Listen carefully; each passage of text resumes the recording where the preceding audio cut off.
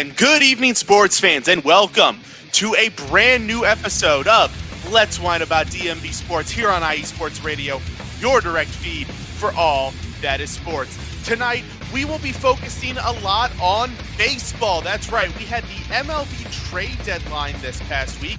A lot of moves happened. We're going to take a look at what our two DMV teams did. We're going to give them a grade based on how they did and see how it sets them up for the rest of the season. We are also going to take a look at the week that was for both teams. One team won a few games. Looked like they were getting some rhythm back to them, and I'll explain why I say looked at in the show. Whereas the other team hasn't won since we last talked. And if you know anything about DMV baseball, I think you know which one is which. We've got all of that and more coming up on Let's Whine About DMV Sports on the IE Sports Radio, your direct feed for all that is sports.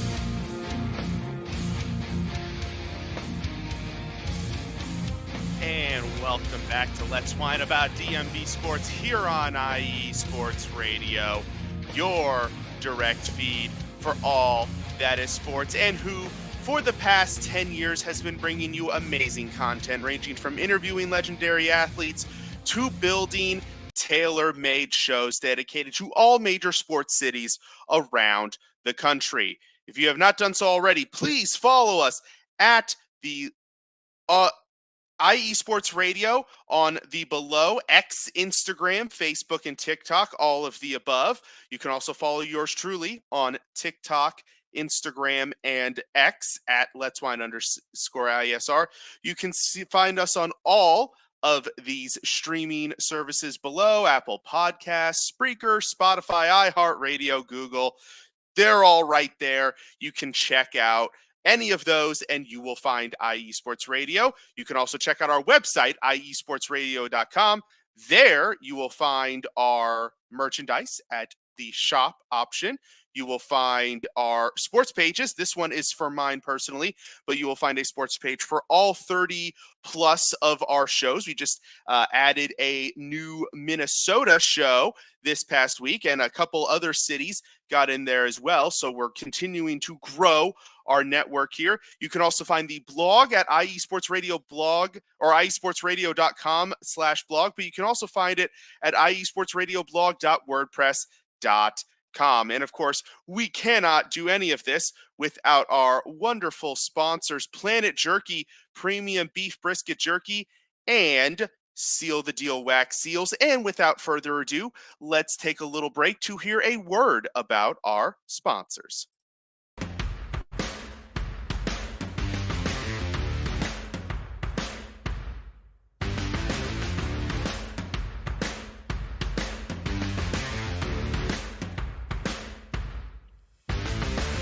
IE Sports Radio fans, this show is brought to you by Planet Jerky Premium Brisket Beef Jerky.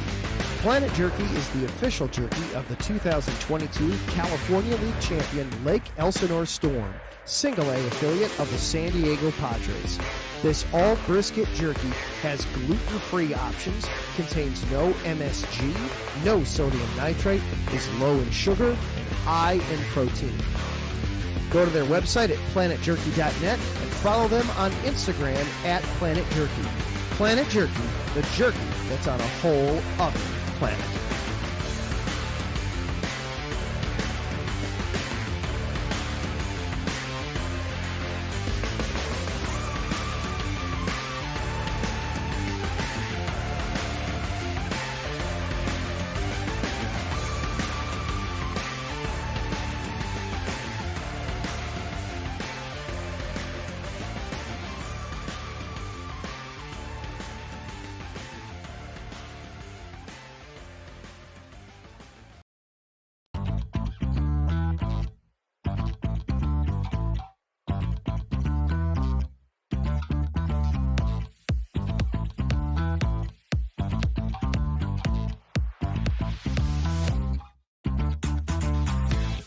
Hey there, IE Sports Radio fans. Be sure to check out our sponsor, Seal the Deal Wax Seals by Cecilia B. You just finished your very own wedding or baby shower invitations and you're looking for that extra special touch? Maybe you just wrote a letter to a relative or a friend and you want to add to their smile when they receive it. Then seal the deal with Cecilia's handmade sealing wax stamps for your invitations, letters, and gifts. You bring the deal, we'll bring the seal. You can find them on Instagram at sealthedeal_wax stamps and on Facebook, Seal the Deal Wax Seals.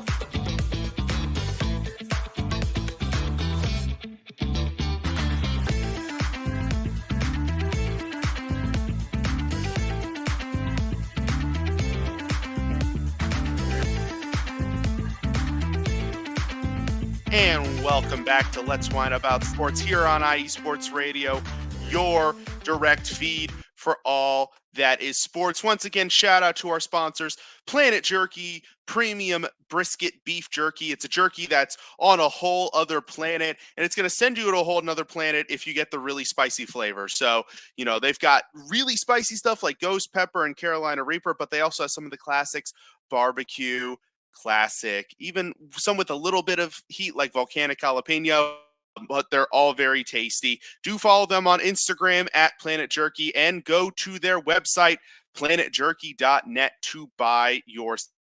And of course, there's also Seal the Deal Wax Seals by Cecilia B. Really crafty, well done work. Nice touches, add them to your invitations. They take a fancy party and just put that nice little final touch to them. So be sure to check out her at sealthedeal_wax seals. And you can also order here, iesportsradio.com//seal the deal wax seals. We've got a lot of sports to talk about, but of course, we must go with our beverage for the evening. Now, I know we've transitioned into August, folks, so I know theoretically there should be another theme, but we kind of got shortchanged in July a little bit. I only did 3 weeks of summer beverage month, so I figured what would be the harm in doing one more, especially after I saw this bad boy on the shelf. And some of you guys might freak out a little bit when you see the name of this one. Sweetwater Gummies Tropical IPA. So this is made by Sweetwater Brewing. Sweetwater is out of Georgia. Very not I don't want to say overly popular, but very popular craft brewery that is known nationwide. They're actually most well known for their brewing of it's a pale ale that is called 420. No, it does not have any of the substance that you would normally consume on 420. It does not have anything in there, but that is what they're most known for. So this is going to be an interesting one. I saw this and I was like, you know what? Let's end summer beverage month on something funky, something that could be weird. I don't know. You can see on the can, they've got all these little gummies on them.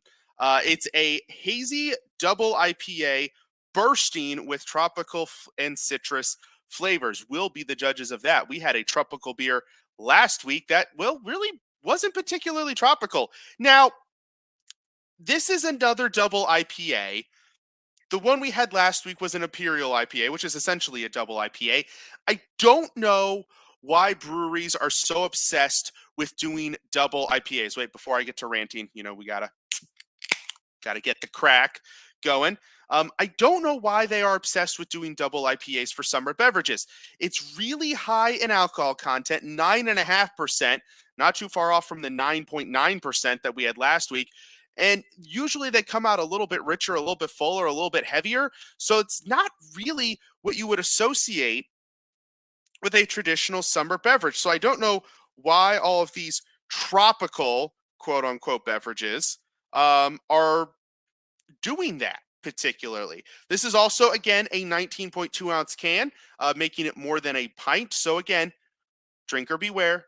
Don't drink all of this all at once because you will feel it for sure with that much alcohol and this much beer. It's also, again, because it's such a big can, would recommend pouring it into a glass because then ideally you could keep this cold in the fridge or something and while you drink this, and then you could come back for more later.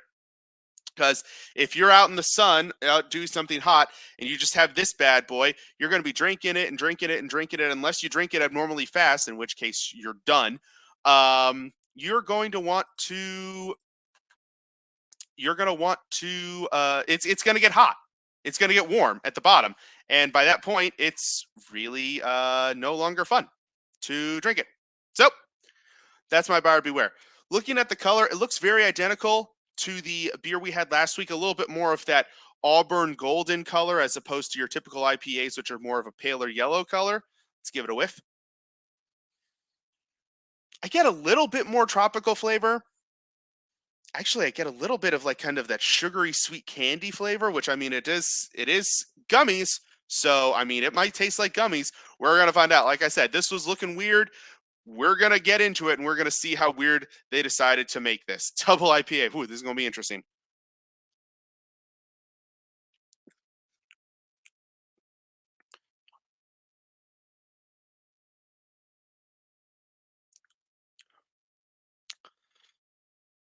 Goes down a little bit easier than the one did last week. It's still a fuller flavor, and still the potency of the alcohol, and I think this was the problem last week, it's washing out a little bit, I think, some of the flavor you could get. There is a little bit of a gummy-like flavor to it. Does have kind of that candy, almost tastes like you're eating like a, gosh, I'm picturing it now. Gosh, yeah, just like yeah,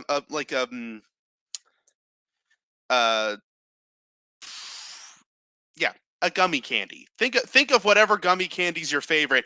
That's probably the flavor that you would get here. That sip did get a little bit of like a zest to it, like a citrusy zest right on the tongue. That was interesting. I didn't experience that on the first taste. So, hey, that's pretty good. It's a good tasting beer. It tastes really nice. The alcohol isn't overpowering, but it's just, you can tell that there's a couple of different things competing, the alcohol and the sweet gummy flavor, and they're kind of clashing and canceling out. And you're just kind of left with almost a slightly more beer flavored beer than you would typically get. But again, 9.5% alcohol, sip it very slowly, do not chug it, and you'll be okay. But if you do chug it, don't say I didn't warn you. With that, we're going to take another quick break here. We're going to hear about some of our other great shows we have on IE Sports Radio. And when we come back, lots and lots of baseball to get into. So do not go away. You are listening to Let's Whine About DMV Sports here on IE Sports Radio, your direct feed for all that is sports. Sports fans, do you like teams that are tough, cities that are tougher, and fan bases that are passionate about their teams? How about teams that are historic and stadiums that are iconic? Then you belong in Chicago, and you need to check out Chi-Town. Join me, Adam Kernick, every week as we keep up with all things Chicago sports. Bears, Bulls, Blackhawks, Cubs, White Sox. We'll cover them all, plus more. The Windy City is always buzzing, and we'll keep you up on all the big games and major stories. So tune in to Chi-Town Weekly, every week right here on IE Sports Radio, your direct feed for all that is sports.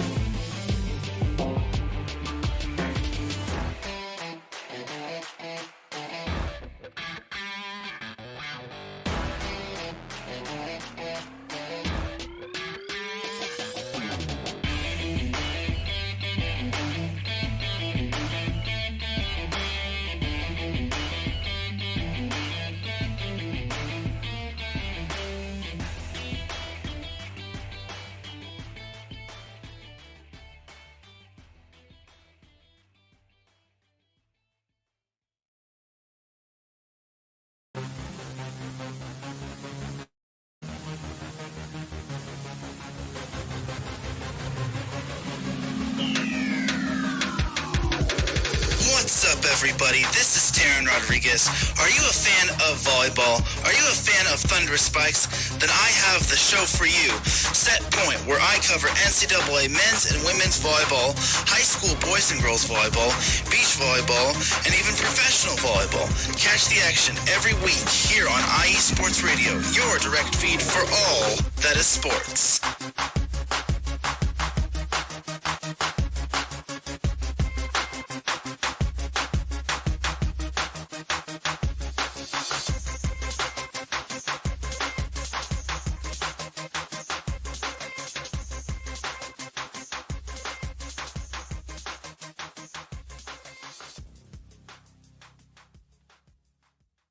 And welcome back to Let's Whine About Sports here on IE Sports Radio, your direct feed for all that is sports. So I decided the best way, since this is going to be a baseball-heavy, baseball-centric show tonight, the best way to approach this would be, since we've got two halves of the show, let's do the Orioles for the first half and the Nationals for the second half. So we're going to kick this bad boy off with the Orioles, and more specifically, we are going to look at the Orioles trade deadline. Now, reminder, they had already kicked off their trade deadline right before our last show, last Saturday, by acquiring starting pitcher Zach Eflin and relief pitcher Giovanni.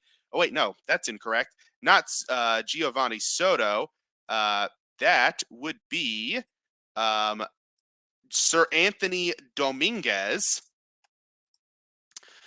relief pitcher who's actually done quite well for the team in his stint so far. And we'll get to Eflin, how he did in his first appearance with the Orioles.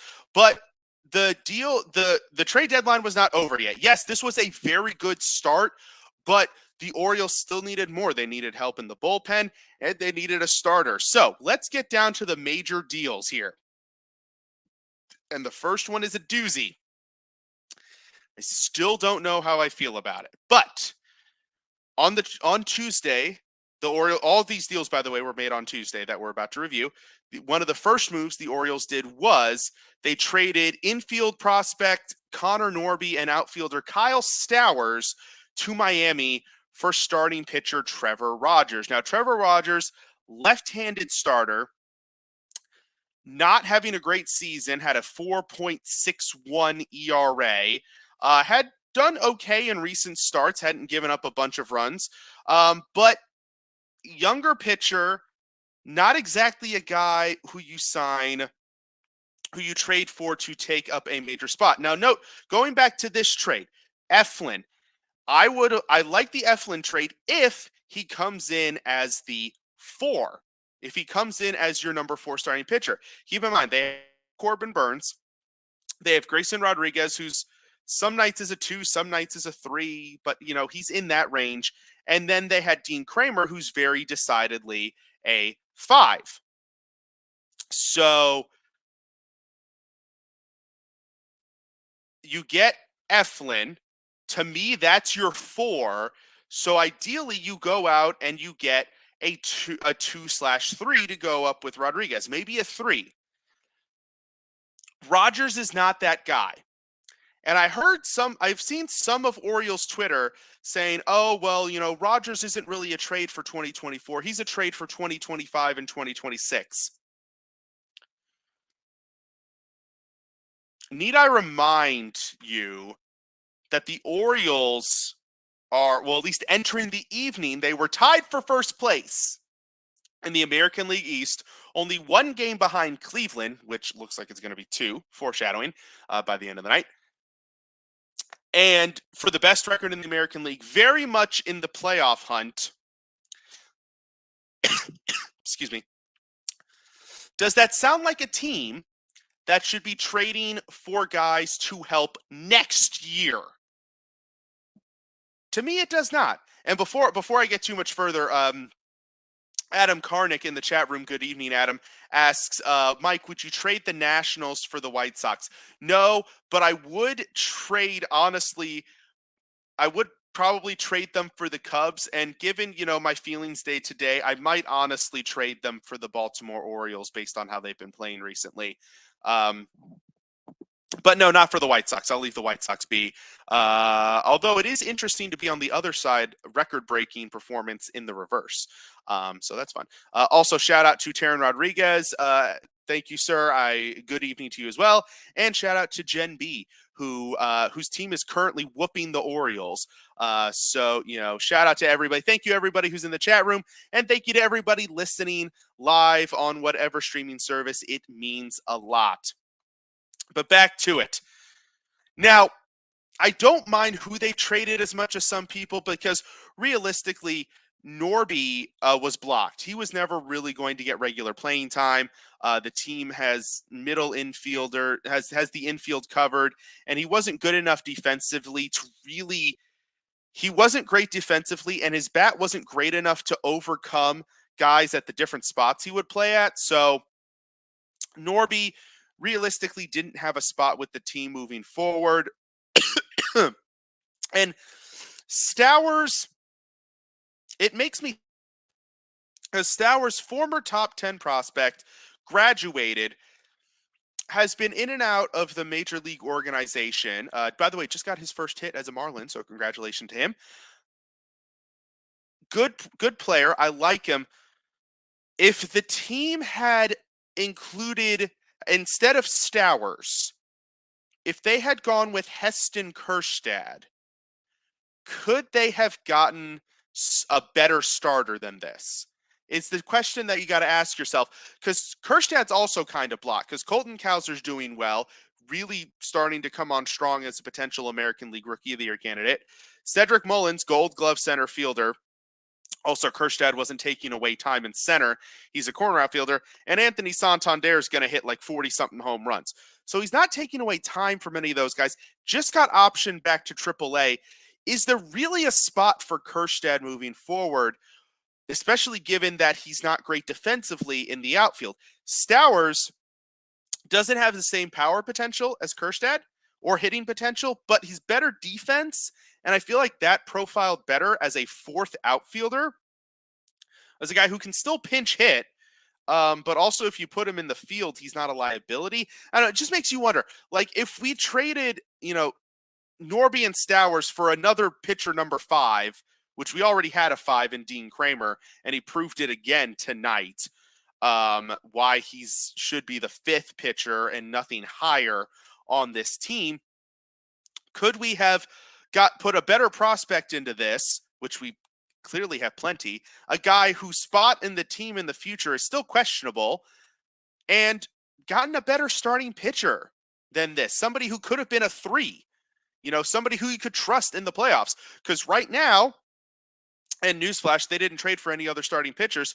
Your playoff rotation, which usually shrinks down to a 4-man, is Corbin Burns, love it, Grayson Rodriguez, of course, Eflin, who don't mind, and either Kramer or Rogers. You're giving up every 4th game, basically. So, I don't know. I didn't love this trade. Rogers came in and had a rough first start yesterday against Cleveland. I don't hold that against him. He had literally just got the team a few hours ago. And maybe he can develop over the season and get trust. But, I don't know, it just felt like a half-assed move with a team that has tons of resources to go out and get some good starting pitching. But they weren't done yet. They also would trade pitching prospect Seth Johnson and pitching prospect Moses Chase to Philadelphia for relief pitcher Gregory Soto. Now, Seth Johnson was the 10th overall prospect per MLB.com in the Orioles system and was actually starting to do very well in Double-A. So he's, pretty good pitching prospect. And then Chase, I don't know much about Chase. He wasn't ranked. He was probably just the guy that they included, probably a relief pitcher in the league. To get Philadelphia, who's a contender, and to trade for like their fifth best reliever, sixth best reliever, why are we trading for all of Philadelphia's bullpen, especially since we're getting kind of the cast-offs? Dominguez, who, like I said, to give credit, he's been very good since he came to the Orioles, so I'll forgive Dominguez for now. But Soto really hadn't been doing much better than Dominguez. And then tonight, in his first appearance, Jen B is holding her lips in the chat room because, like I said, the Orioles are playing the Guardians, her team. But in his first appearance with the Orioles, Soto's line: 1/3 of an inning pitched, 3 hits, 2 walks, 4 earned runs. By the way, mad shout out to Joe Webb. Pitched last night, gave up a couple of runs, threw a bunch of pitches, had to come in tonight through 1 2/3 scoreless innings out of the bullpen. Very clutch by him. Almost makes the game somewhat palatable despite the fact that they're losing 8-4. But yeah, so again, another half-assed move to upgrade a position of need, but not really upgrade it. Because now we still don't have a bona fide closer. Craig Kimbrell was doing great and then decided to fall off a cliff again. Yanir Cano has proven he can't handle the closing duties. You don't trust CNL Perez to do it. Dominguez has done well. Do you trust him to close? Soto, 1 appearance, terrible. So I don't know. It just another half-assed move by a team that should be trying to make good moves to contend, to go for a World Series. Isn't that what it's all about? Is the goal of baseball to just collect prospects? Because if it is, the Orioles are winning every year. But if the goal is to win a World Series, I don't think these are the moves to do it. These moves would have been some of the moves to make if these weren't then the supplementary moves to go with them. The team also traded for outfielder DH Eloy Jimenez from the White Sox. Now, I actually found out they traded for some no-name relief pitcher out of the minor league, so no major loss. I also found out that the White Sox are paying the majority of his salary and the majority of his buyout for 2025. So really kind of a minimal risk move here. They added him for right-handed power, which, I mean, you have a prospect who is also a right-handed power hitter who you up, and by the way, has 2 walks in his first appearance. It's very un-Oriole like. And by the way, yes, I have to give this comment by Adam Karnick the credit it deserves. Yes, we have to talk about Eloy Jimenez for sure. But I mean, he's a good pinch hit DH option. Situational. I like it. I don't mind it. Realistically, I apologize for the cats in the background. Realistically, Heston Kjerstad, who, like I said, was optioned, he hadn't done great after he got clunked in the head by a fastball against the Yankees. So letting him reset in the minors. Eloy can DH, pinch hit, play a little bit, very minimal corner outfield. Very minimal, as Adam Karnick notes. It's a short-term loaner at a minimal cost. I don't mind it as much, especially now that I know that the price was not particularly high and the amount of money we're paying him is not a lot. So, it's whatever. He's a, depth bench guy, situational player for a playoff run. And then the team traded for outfielder Austin Slater and infielder Levon Soto from the Reds for cash consideration. So they basically bought 2 players. The original theory was that these guys were going to go to AAA and basically replenish the depth. Levon Soto was with the team for 1 game before they called up Kobe Mayo, so he's back with AAA Norfolk. Slater made the team, and then they DFA'd Christian Pashy, who they got in the Dominguez trade for Austin Hayes. So that was a little bit strange, but another fourth outfielder, backup glove type deal. Good depth, don't mind it. But yeah, what would I give the overall trade deadline grade for the Orioles? C+ being very generous. It's a very volatile grade. If Rogers and Soto don't start pitching better than they have in their very first appearance, and that's why I give it a C+. I'm willing to wait on judgment until we've seen these guys a few times. This grade could go up to maybe a B-. It could be an F, realistically, if the guys they traded for don't help the team. Because again, the goal is to win a World Series. And if you trade for guys at the deadline that don't help you be better, then what was the point? Woo, we have all of these prospects. Awesome. We have a team that we don't know how to fit guys together because we have so many highly rated prospects that we've developed. We have so many outfielders. We have like 5 of our top 10 in the prospect rankings are outfielders. And oh, by the way, we just drafted more outfielders and we still have outfielders. Why can't you play 26 outfielders? I don't know. To me, you got to do more than that if you're the Orioles. The only way I could see that would forgive how this past week went down is, excuse me, is if the demands on the open market were too high. Like if teams with really highly rated, with really good pitchers were demanding Samuel Basayo, Kobe Mayo, or Jackson Holiday for rentals, like the deal the Padres had to do to get Tanner Scott from Miami. They gave up 3 of their top 5 prospects. Now, we have a better top 5 prospects than the Padres did. I feel pretty confident in saying that. So if teams were demanding 3 of our top 5 for a 1-year rental of Tanner Scott, that wasn't going to happen. So the only forgiveness I could give the Orioles for this is if they had the asking price that teams were demanding from them was too high. And Adam Karnick making a really goal. I thought the goal was to slash salary. Not this year. Years past, sure, but not this year for the Orioles. Let's take a quick look, by the way, at how they did this past week. So when we last talked, they were in a bit of a rut. They had just lost the series to the Padres, or to the Marlins, and they were losing to the Padres. Well, they would win on Sunday against the Padres, so they avoid the sweep.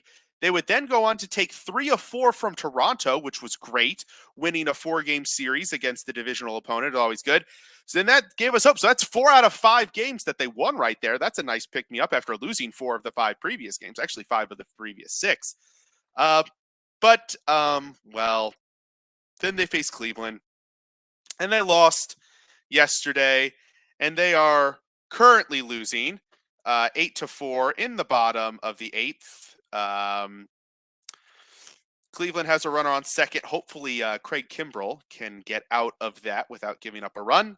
But that's looking like another loss as well. So are the Orioles back on track? Maybe not. Did all of the trades mess up the clubhouse chemistry? Potentially. It's possible that these trades didn't actually make the team better. Sure as hell is looking like it right now, isn't it? But overall, counting the inevitable loss tonight, because, I mean, even if they get out of the 8th inning unscathed, they go into the top of the 9th, and even if something starts to go wrong, the Guardians can just bring in their dominant closer. Forget his name. Gen B, help me out. Clace. What's his name? Clace. Anyways, they can bring in their dominant closer, Emmanuel Clace. Yep, I got that right. And that will be the end of that. So on that note, we're going to take our final break of the evening. When we come back, we're going to go over the Nationals trade deadline, and we're going to take a look at how they did and if their trade deadline set them up for the future. So don't go away. You're listening to Let's Whine About DMV Sports here on IE Sports Radio, your direct feed for all that is sports.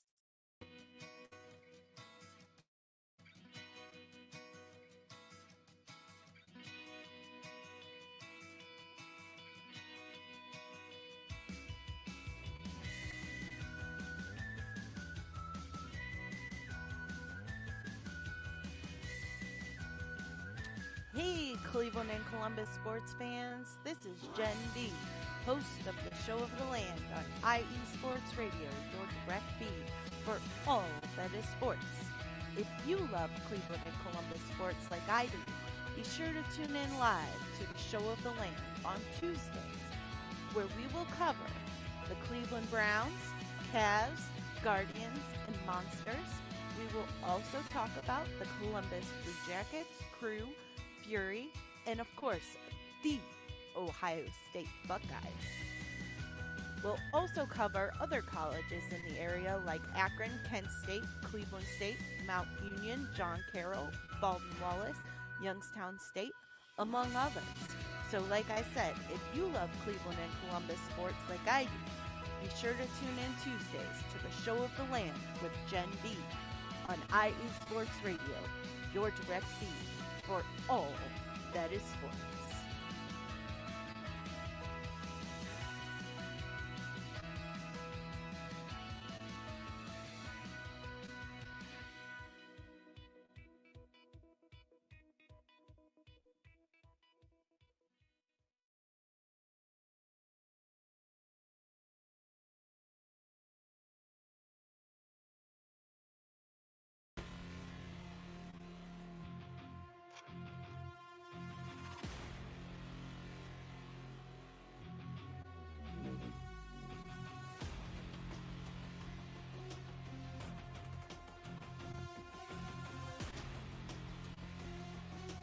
What's up, Pittsburgh? This is Ralph DeLeese, the host of the Injury Report on IE Sports Radio, your direct feed for all that is sports. Are you that passionate diehard Steelers, Penguins, Pirates, or just a Pittsburgh sports fan? Then please join me on the Injury Report every Tuesday on IE Sports Radio, the direct feed for all that is sports. And I will update you on all that's black and gold. Have you telling your Pittsburgh fans and friends what's up with Pittsburgh sports. Tune in Tuesday with me, Ralph DeLeese, the Injury Report on IE Sports Radio, your direct feed for all that is sports. Let's go!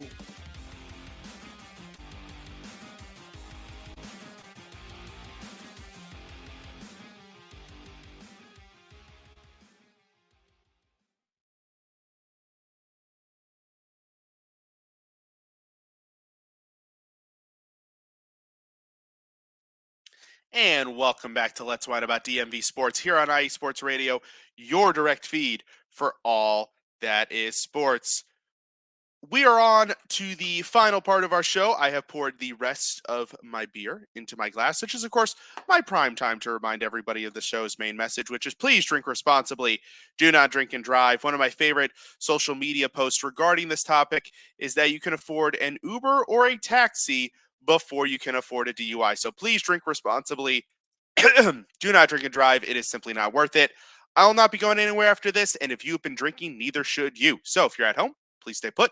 Or if you're out and about, kicking off your weekend with a great hurrah, maybe you had a rough week at work and you need to unwind, just whatever the reason may be, please do not drink and drive. Find a safe way home. Uber, taxi, Lyft, designated driver, Amazon, ship yourself home. I don't care. Just please do not drink and drive. It is simply not worth it. Alrighty, so we are on to the final part, which is going to be the national segment. And let's take a look here at the Nationals trade deadline moves. Now, a reminder that they had a previous trade involving relief pitcher Hunter Harvey to get a draft pick, which they turned into catcher Caleb Lomavita, and third baseman Kaysen Wallace. So they've already made a significant move there. What would they do? Nothing. I mean, one major move, I would say, but a solid move to start. Traded DH/outfield option Jesse Winker to the New York Mets for pitcher Tyler Stewart. I really like this. They signed Winker as a one-year flyer, like, hey, maybe this guy can get back to hitting and getting on base the way he was. And he did, and he actually was having a really good season, and it was just a very obvious, teams looking for a power hitting, corner outfield, DH, pinch hit option.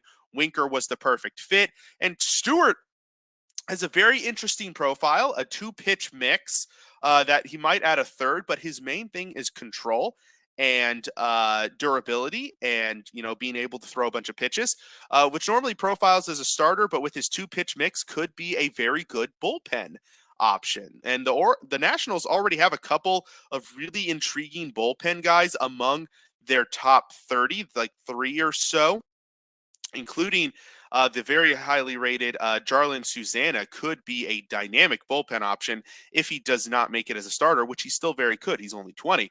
But the Nationals are trying to put together the makings of a very good potential future bullpen, which is, as we all know, is very important. And I think Stewart could be a part of that mix. They also have the potential future makings of a very good starting rotation if some of their guys would stop yipping in the major leagues.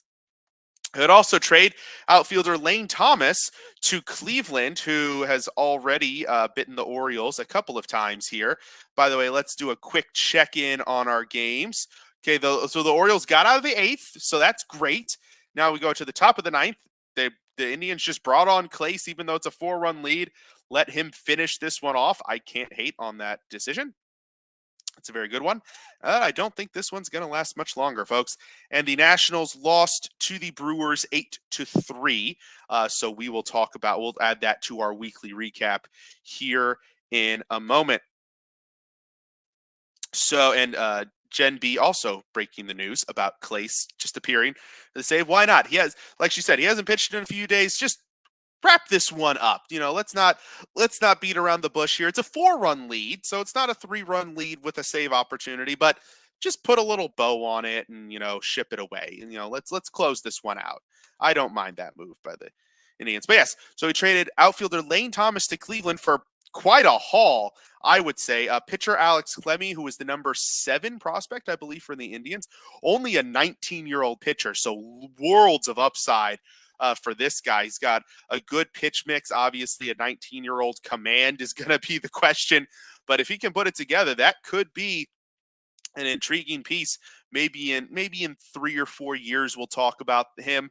But he joins, again, the very young and energetic Jarlin Susana and the young up-and-coming Travis Sakura, who just pitched 5 no-hit innings with 8 strikeouts in low A. He's either in low A or high A, but either way, in single A. So, the Nationals are starting to put together the makings of a very intriguing future pitching staff. It might take a couple of years for it to come to fruition, but it's looking good. And then infielder Rafael Ramirez and infielder Jose Tena. Now, Jose Tena, versatile infielder, a depth guy, could be a big league roster as a utility infielder glove.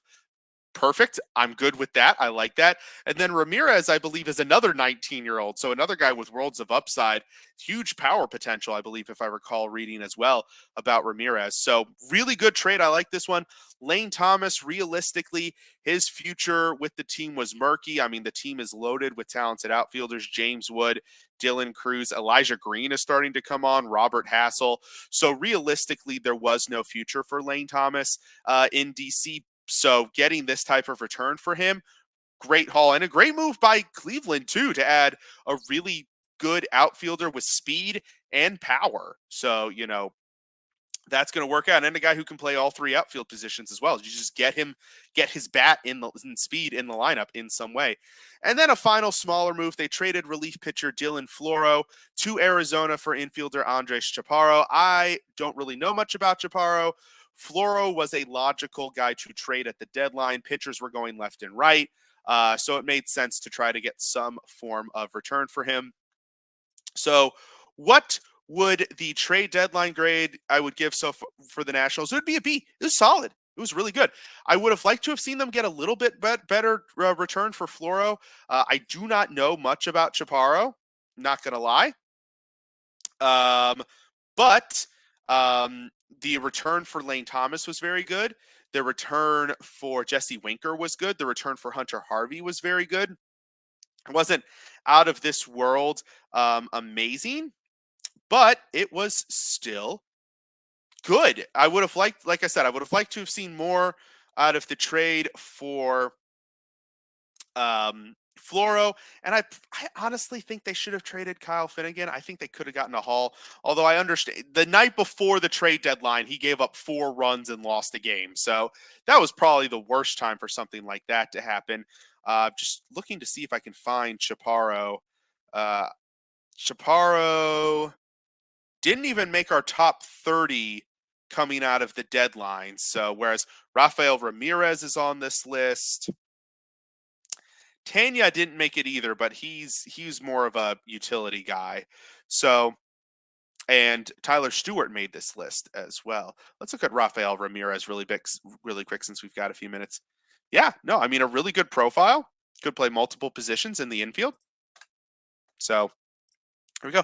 Ooh, Jackson Holiday got a hit. Jen B, by the way, giving us line by line live updates of the 9th inning, probably because the Guardians are winning. I'm just going to say, Jen. No, I'm just kidding. But yeah, shout out to Jen for giving us line by line updates. And by the way, yes, a very solid trade deadline. I might even say B+. It was very good, and it built the team for the future, getting rid of guys who weren't part of the future. I think it makes a lot of sense how they went about it. So how did they do this past week? I mean, they gave up a lot of bullpen help.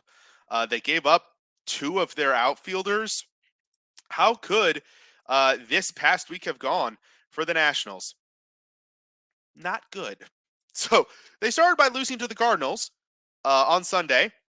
Then they got swept by the Diamondbacks in a series of games that were not particularly competitive. And then they lost. I have this listed as a probable loss, but then they did lose to the Brewers tonight. So overall, we're at 49-61. That's not great. And by the way, my prediction was correct that the Orioles would lose to Cleveland. So that's not good. I just hope they don't get swept in a 4-game series. That would be really bad. If we could win one of these, I would be okay with this. We've got Eflin tomorrow, I think against one of the Guardians' better pitchers. And then we have Corbin Burns on Sunday. So that's, 2 of our top 3 pitchers. Cross your fingers we can get one. Just one. That's all I ask, Jen. Don't sweep us. Just give us one. That's all we need. But yeah, so the Nats, 49-61 overall. They are kind of floundering here as we go on to the rest of the season. And I think that might kind of be the point. They called up some of the young guys. Obviously, James Wood has been part of the team for a little bit. And now they've added a couple of guys. Travis Blankenhorn. We'll see what he can do. And they added another. Oh, Alex Call came back up as well. So a couple of guys, utility guys, not really